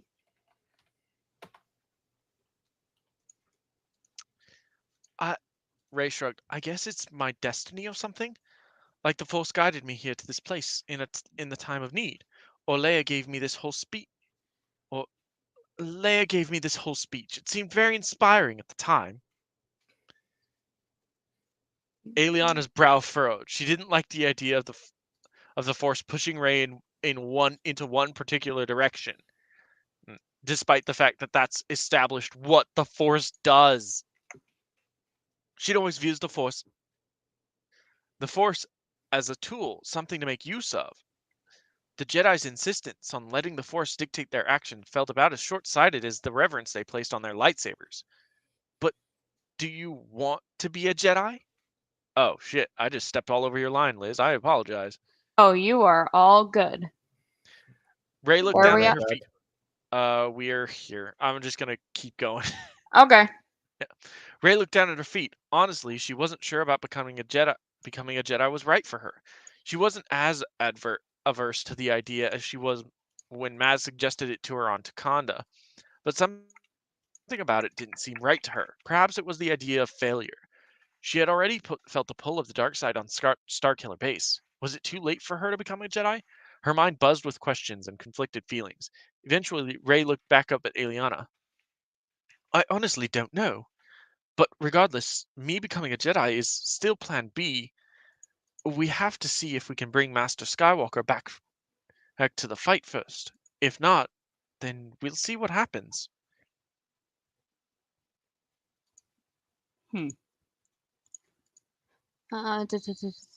Eliana smiled, satisfied with Ray's pragmatism. All right, so you might be spending several months on Octo at the most. Ray nodded. I guess so. Can I come with you? You want to come with me? She asked incredulously before they narrowed slightly in suspicion. Apparently, Ray just became thinner. She narrowed in suspicion. She was like, I'm gonna flatten myself out here. I wonder if Ray can narrow herself so much that she becomes a 2D object. I fucking love it. Why?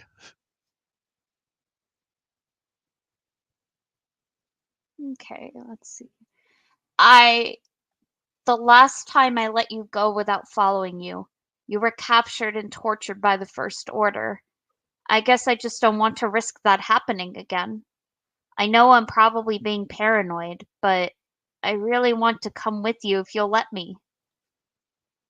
No, you just really want to come. Nah. Ray was silent for a moment before looking over at Leia and 3PO.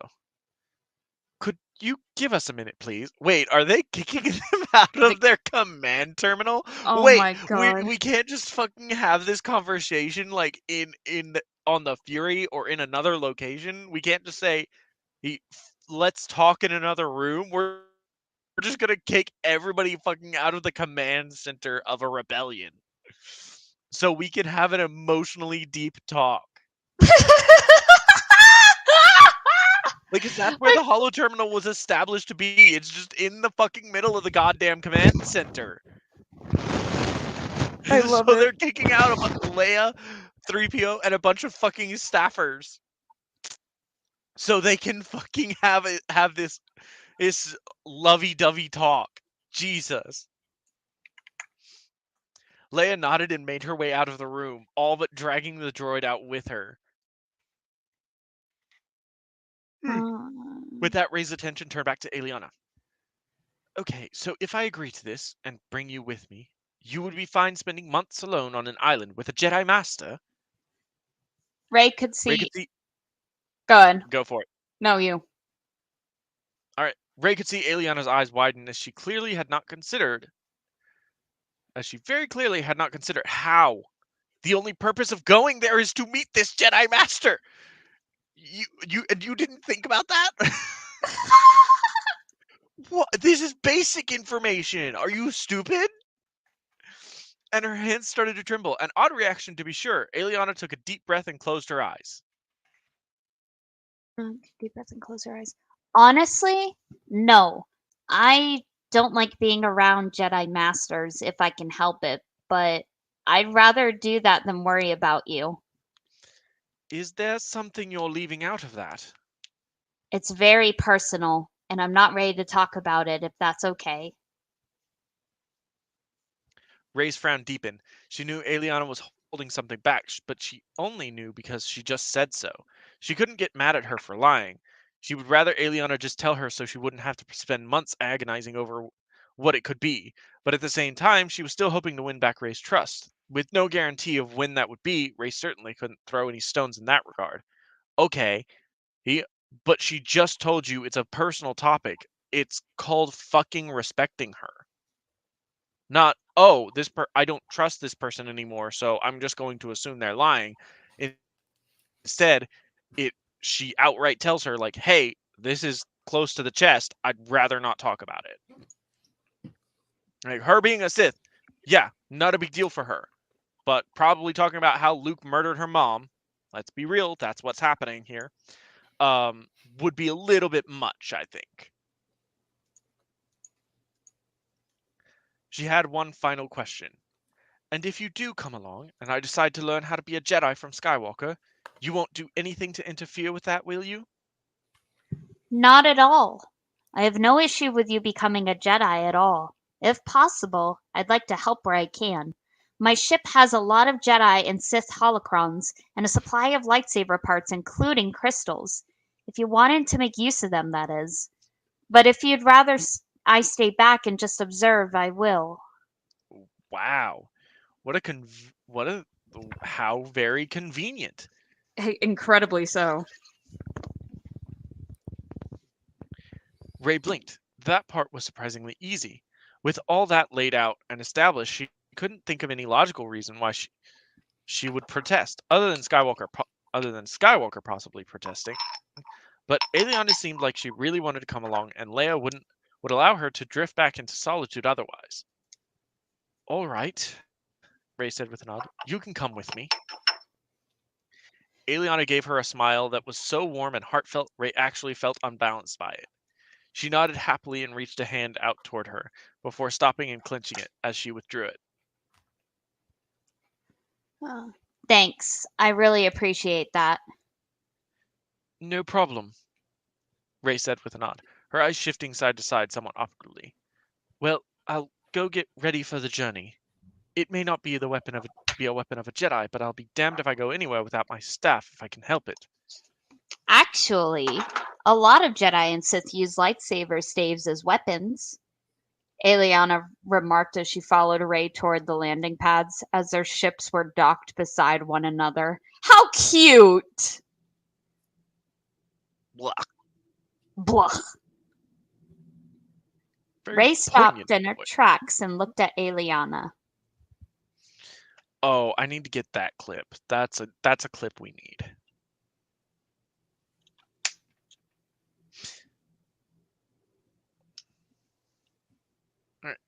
All right. Ray stopped in her tracks and looked at Eliana. I think I just read over what you read, Liz. You're fine. I'm sorry. Really? Like a lightsaber, but it's a staff? Ray asked, a sparkle threatening to form in her eyes. Threatening to form. That's just such weird wording. You should have said a sparkle began to emerge in her eyes. That's what you could have said. But you're using it in a negative connotation when you say threatened, so that's just utterly bizarre. You immediately cast negative dispersions on it. Like, it makes me think Ray's gonna fucking turn her staff into one of those stupid Inquisitor lightsabers. You know what? I will say I do like the Inquisitor lightsabers as freaky as they are. I will say that. They're I the am a fan. dumbest designs ever, though. And they fly with them. It's the dumbest shit. They fucking fly with them. Okay. So I have downloaded Jedi Survivor, and in the first boss battle is with an Inquisitor, and you bring her down, her ship down. She's One sec. chasing you with, and she blows the door off the side of the ship, and proceeds to float out with her fly out and land on the ground with her lightsaber. It's the dumbest sequence of events. And if you've seen this woman, hold on. I could suspend my disbelief if they if they had rocket boots. I might be able to suspend my disbelief.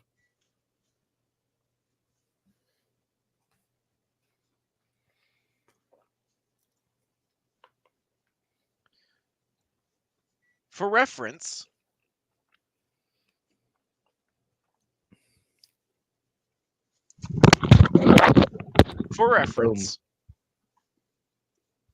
I'm here.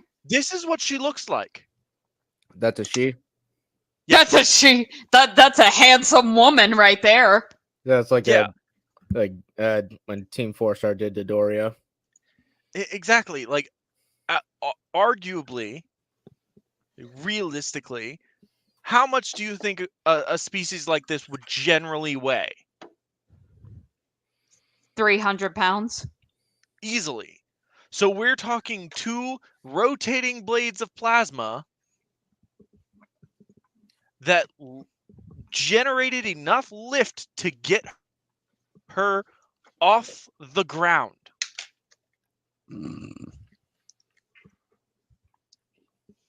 Eliana nodded. I might have a shelf for one in the Fury to show you, but the general idea is that it's made of either a longer hilt or 2 lightsabers fastened together, and extends a blade on each side while the wielder holds it by the center. Ray pictured what Eliana was describing in her head, and her expression was something one could only describe as wonder. Excuse me. As they made their way through the base, they passed the entrance to the medbay. Ray stopped looking at the entrance to look into it. Good Lord. Remember, this was edited last year, and shit like this is still in here. Wretched.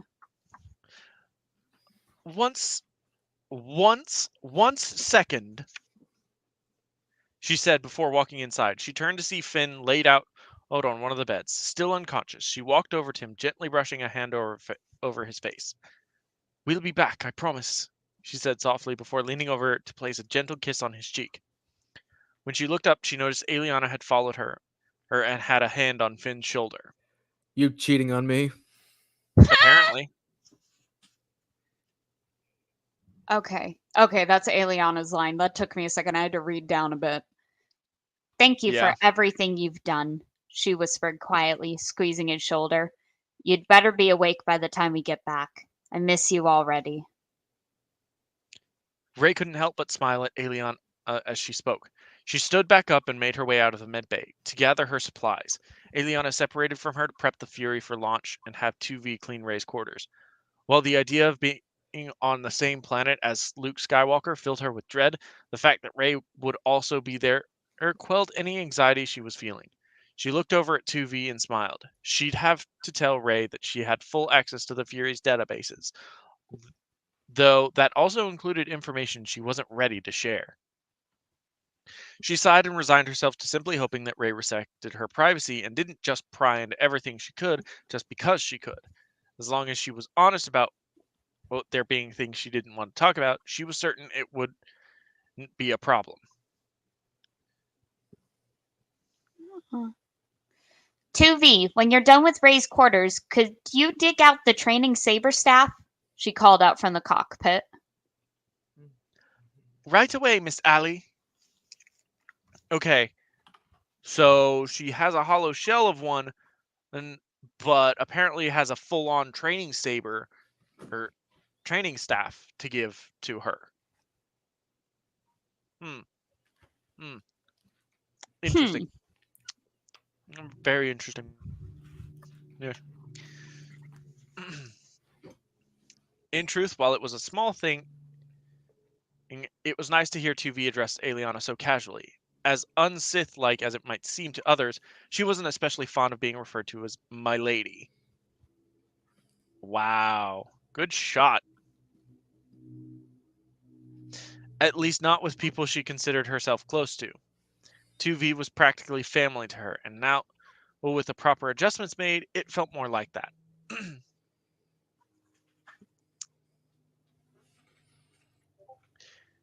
Should I tidy up the workroom as I fetch the staff, Miss Allie? If you feel so inclined. Very well, then I shall tidy up the workroom. Eliana returned to punching in Octu's coordinates. There was a lot of hyperspace traffic, stars and planets in the way of a direct route, causing Eliana to plot a longer route that would add 2 days to the trip in order to get around all of it. She sighed as she realized that there would need to be 3 fuel stops on the journey. She resolved to find a way to increase the Fury's fuel capacity at some point before the war was over. Eliana's mind was abuzz, newly formed anxieties. Whereas before the idea of just having Ray on board the ship filled her with joy, now she didn't know what to expect. Would she somehow make the situation worse in the short time they were locked together inside the Fury? Would Ray demand Eliana leave her the moment they arrived on Octu? Would something even worse happen? Exaggerated fears began to grow and fester in her mind. It was then that the voice of her mother came to the forefront of her mind.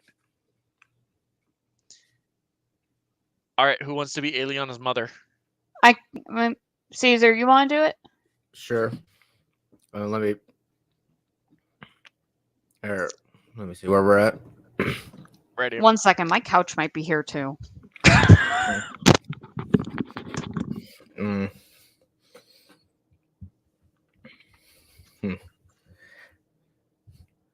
I'll probably do something kind of I like have your it Leia highlighted on voice. the screen if you do what? I'll probably do something kind of like your Leia voice. Okay. Fear is a powerful weapon, Star.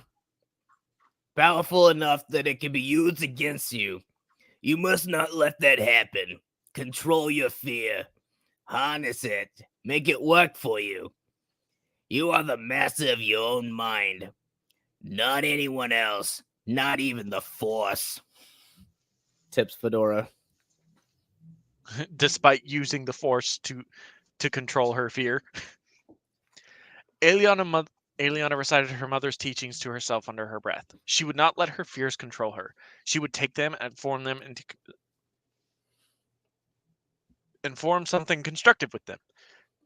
She would make sure to give Rey everything she needed during this journey. She would give Rey no further reason to distrust her. She would put her own trust in Rey to appreciate her efforts, and respect her privacy. She would make this happen because she was the master of herself. I'm so in touch with myself.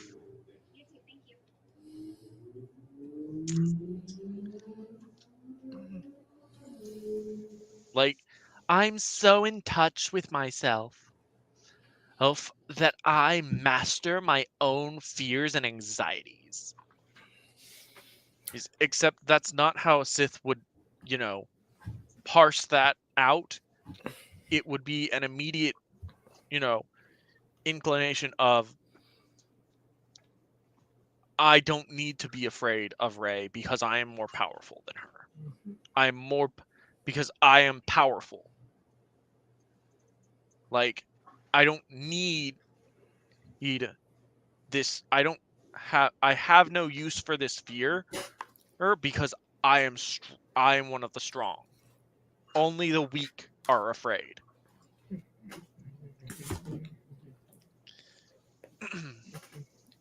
She lifted herself back up from the star map and looked around. Her mother was nowhere in sight, despite how clearly she heard her voice just a moment ago.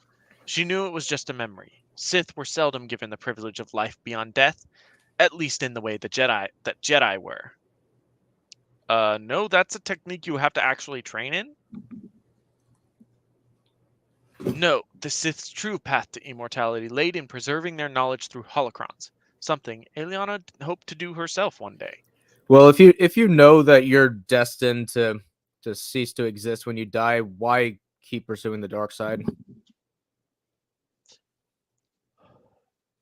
These are the questions. Like, yeah, the Jedi have a straight path to immortality. All you have to do is be super in depth in the light side. Right? But basically one of the things with up until at least the Last Jedi was that Force spirits existed, but were unable to really act. So it was unclear as to what they could and couldn't do within reason. So for the Sith, that would be completely off the table, because the idea of them not being able to exert their influence over something would be anathema to them. Now, they can survive as Force spirits, but there's a difference between the Force spirits that the Sith create versus the Force spirits that the Jedi have, being that in the case of the Sith, they have to perform a ritual to do that. They have to basically bind their soul to a specific object or place. And usually it's only done with the power of a strong Force nexus. There have only been a few Sith that have actually done this. Exar Kun did it, and then Frida Nad did it as well. So there are examples of 2 Sith spirits. And then the BioWare game actually shows us that there are other Sith spirits, but they don't do much. They exert their influence, but only as, a ghost can. I am You back, have to, by the way. yeah, we heard you. Oh, okay. Rey stepped onto the Fury, nervous about the prospect of traveling with Aeliana.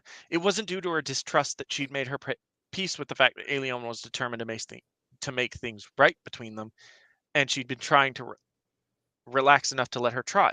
No, it was the prospect of such close proximity to the Sith. As much as things were tense between them, She still found herself unable to take her eyes off her at times. Even when she was pouring her heart out and explaining herself, Ray had found herself staring at her beautiful eyes. Out of nowhere. Yeah. She looked at her. She shook her head and groaned. She couldn't let her attraction to the Sith get in the way of what was important. She had to stick to her guns, make Aeliana earn the trust she had previously been freely given. As she stepped into the Fury's main living space, she was greeted by 2VR8. Good morning, Miss Ray. Ali has asked me to inform you that you have been granted full access to the Fury's databanks, including the historical records, security recordings, personal logs of all of the previous occupants, and the history of events that have taken place around the previous occupants. I have also been asked to inform you that several entries are gated with a warning that they pertain to elements of Ali's personal life. She would prefer to inform you of these herself when she is ready. Though they are not locked, they are. Are there any questions that were not sufficiently answered the last time you were aboard?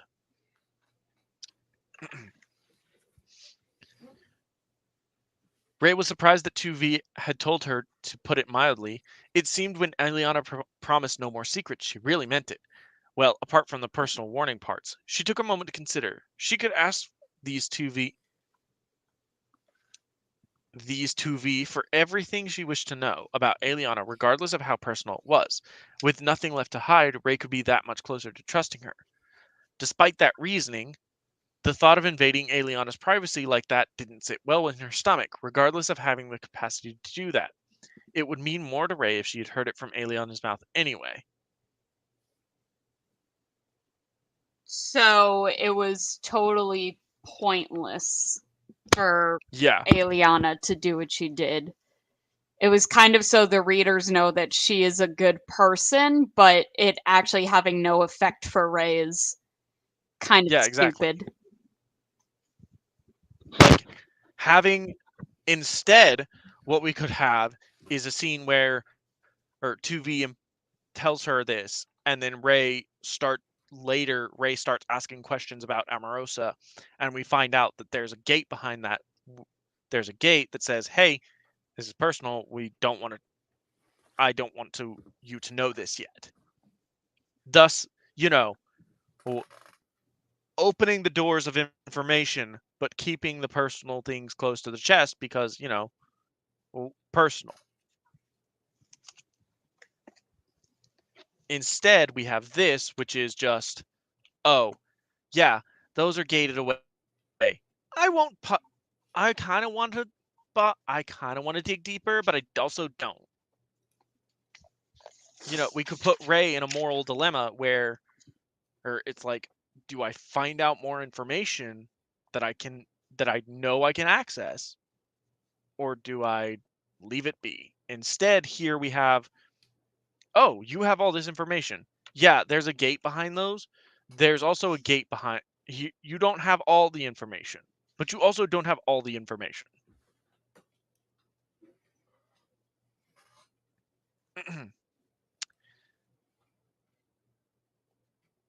Right. That just left any other questions she might want to ask. Aeliana was raised by her mother, yes? What was she like? Oh, Darth Merrick was one of the wisest Sith to ever walk this ship deck, Of 2V course he explained was. as he followed her Ray to her quarters to tell her the story as she settled in. She was very strong in the Force and taught Ali to weaponize her passions for greater power. She was also quite kind to myself and gave me more tune-ups than any other Sith to have owned this ship. I am certain her daughter would do the same if she was capable of preparing droids, but she has inherited her mother's kindness toward myself nonetheless. Kindness wasn't a word Ray would attribute to the Sith before she met Aeliana. I wouldn't attribute to the Sith at all. If what 2V had told her about Darth Merrick was true, then it wasn't an accident. There was kindness to be found among the Sith, something unquestionably good. Not necessarily. Kindness can be thoroughly smothering. It can prevent many things. Kindness can be very, very mean. The words tough love exist for a reason. Right. Thank you, 2V, that's everything. Of course, Miss Ray, 2V said happily as he returned to leave Ray alone in her quarters. Ali would also like me to ask what you would like for dinner this evening. That was something Ray hadn't considered. She thought the thought of tasting Aliana's cooking once more nearly made her mouth water. I would like soup, actually. I will inform her at once. 2V said as he finally left her alone. Ray set her bag down and sat on the bed. The echoes of what used to be a crew quarters could be seen, but the conversions to a true personal quarters were drastic. Frankly, it was similar to a small apartment on a city planet with almost all of the proper amenities, even a personal shower. She was never certain exactly who made these modifications, but she knew it couldn't have been Aliana. The poor woman could barely work a fuel converter. Jesus. She giggled to herself as she remembered just how tech illiterate she actually was. Was a lightsaber really the only thing she could build and repair? It must have said something about how important the tool was to her if she could overcome her own shortcoming to maintain it. A thought entered Ray's mind, but she quickly discarded it. Aliana couldn't have possibly lied to her about her own tech illiteracy. She saw her fumble with a locked fuel converter for 20 minutes and became genuinely frustrated at the matter. That sort of anger could not have been fabricated. Ray had to be careful not to suspect anything Aliana said or did to be a lie, or else nothing would get better between them. She lay down on the bed as the last few thoughts clicked. She did want things to get better between them. She wanted to trust Aliana. Again, she was nervous and anxious, sure, but she did want Aliana to be her friend. She didn't want to hold a grudge forever, especially not towards someone who seemed to genuinely care about her. Maybe she should engage with her more, ask her more questions, just out of curiosity. It would be a long trip to Aktu, and she was going to learn about the Force. There was a master of the Force right here on the ship. At the very least, she could learn something.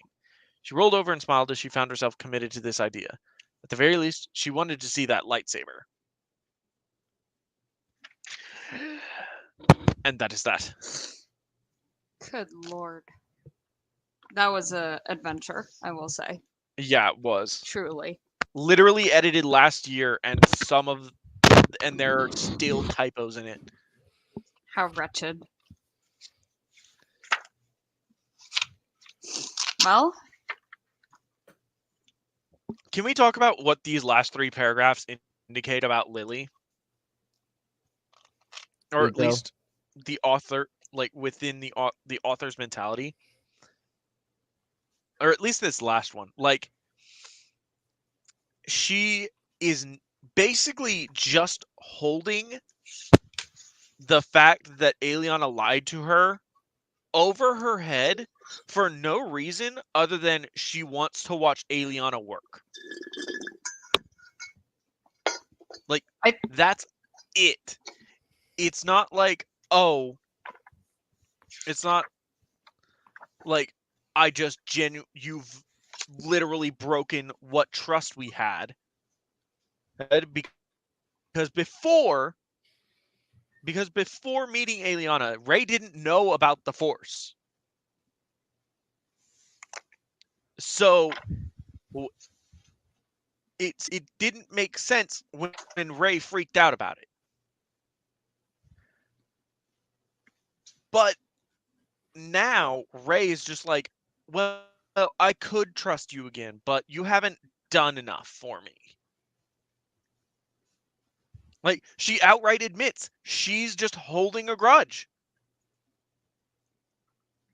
It just the mentality to write this paragraph and say, yeah, that's how my character is feeling. It just says so much about Lily, I would say. It's like, it's not that you lied and did something wrong and that has broken the trust I had in you, and I can't find the same feelings I had previously. It's, oh, my feelings haven't changed about you.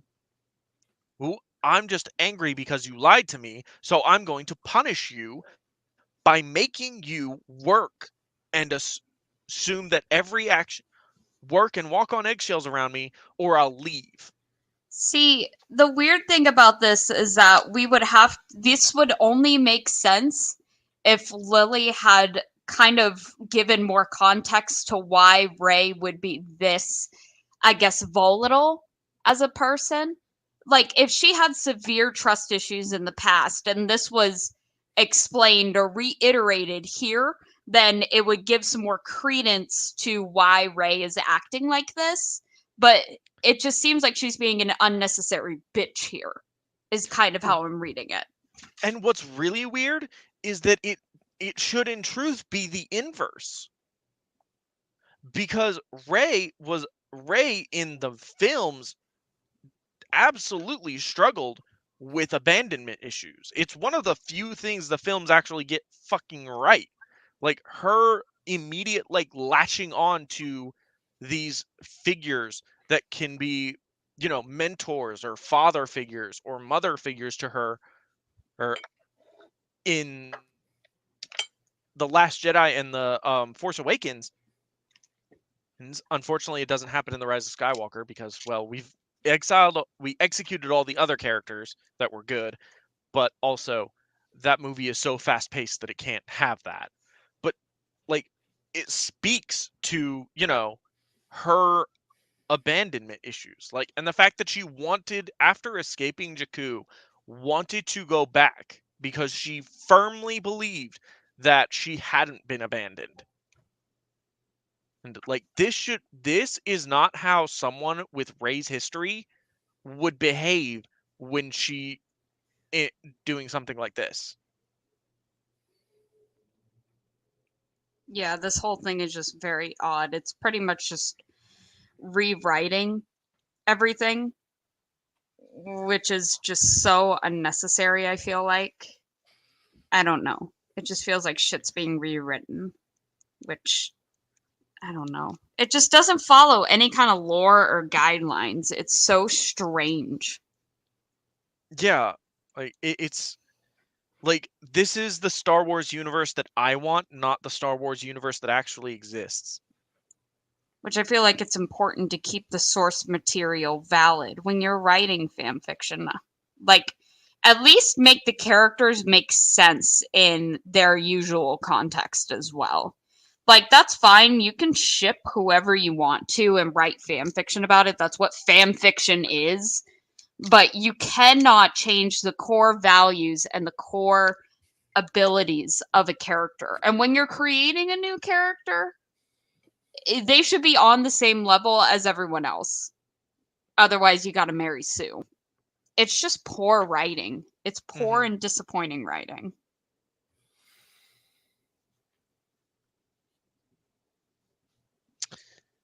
Very, very true, Liz. Anyway, thank you all so much for watching. Thank you for joining. Tyrant King, it was good to hear from you. You should check out my streams. I stream daily at 2 p.m. every day. Hey, if you just come and lurk, that's fine. For those of you watching that do join my streams, that being Eddie, we will be back tomorrow with our second attempt at Nuzlocking Pokemon Black and White 2, or Black 2, I guess. And there will be another next Saturday. There will be another Strahd recap video that came out yesterday. If you could go check that out, leave a like on it. That would be much appreciated. Thank you again so much, all of you, for 100 subscribers. I did not ever think we would get that big. I figured we'd stick around like 75, 80 somewhere. So the fact that we're at 100 is an achievement to me, and the fact that we also have 1,000 views on a video blows me away. But thank you all so much for watching. Hope you all have a wonderful day.